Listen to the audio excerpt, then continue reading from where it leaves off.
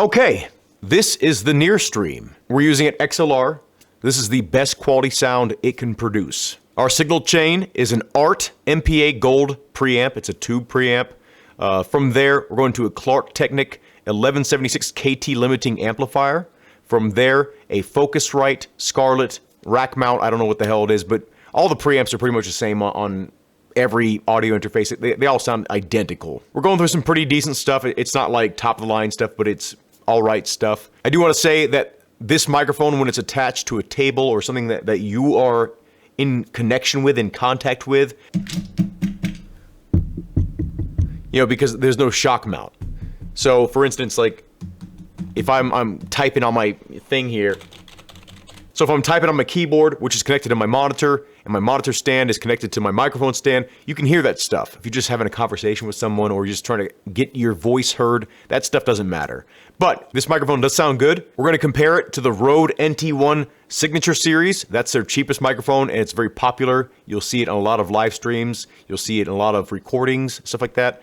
We're also going to compare it to the SM58. It's a great microphone, very durable, very neutral. And by the way, you can close mic this as well. Without the pop filter, you can hear that there's plosives.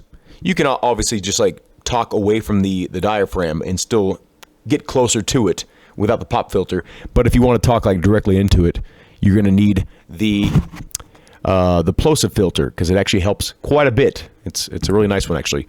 But I do want to say this is a phantom powered microphone, so you need phantom power to use this with an actual XLR cable. So if you don't have that on your interface, which I can't imagine you not having that, if you have an audio interface, you can run it with the USB-C cable that it comes with, just straight to the PC, and you don't need an audio interface at all. So of the three microphones that we're going to be testing here, this is the most versatile. Okay, so now we're looking at the Rode NT1 Signature Series. This is a popular microphone.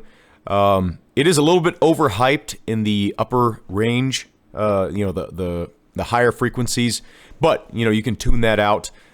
We are not EQing these mics at all. This is just straight from the compressor, straight from the preamp into the audio interface. There's no processing going on at all besides the mild compression and the preamp. That's it. So this is the NT1. This is a wonderful microphone, decent price. It comes with the shock mount, and here, this is the example.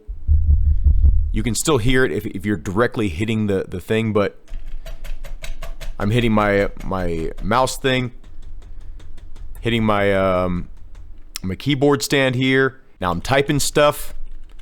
You know, it's definitely a lot more isolated with the shock mount, but it is more intended for critical applications, being that it's a studio microphone. It's less kind of streamer focused, if that makes sense. Okay, so we're back on the NearStream. I do notice a higher noise floor. So when I go back to back from the NT1 to the NearStream, the noise floor is louder. So you know, that sort of white noise you can hear in the background when you're not talking. I don't know if you can hear it, but I can hear it, and it is louder. But is it so much louder that it makes it a bad mic? No, not at all. You know, you can filter it out with you know, AI tools, different processing, or just leave it in and no one's gonna care. But if you're like an audiophile, a lot of times that kind of stuff can bother you. This part is just to remind you what the NearStream sounds like. So we're gonna move on to the SM58. So I have adjusted the microphone to sort of match the waveforms of the NearStream and the NT1. And yeah, I mean, this mic sounds really, really good. Doesn't sound as present. Doesn't sound like you're like in the room with someone. I would say this is better suited for like voiceovers, something where a more focused sound is required. If you don't recognize this mic shape, you're probably brand new to music or brand new to life. I can get up close to it. It sounds acceptable, but it's probably not as well suited to this kind of close talking as the NearStream for streaming purposes. But you know, you can also put an extra windscreen on this microphone to better protect it from plosives.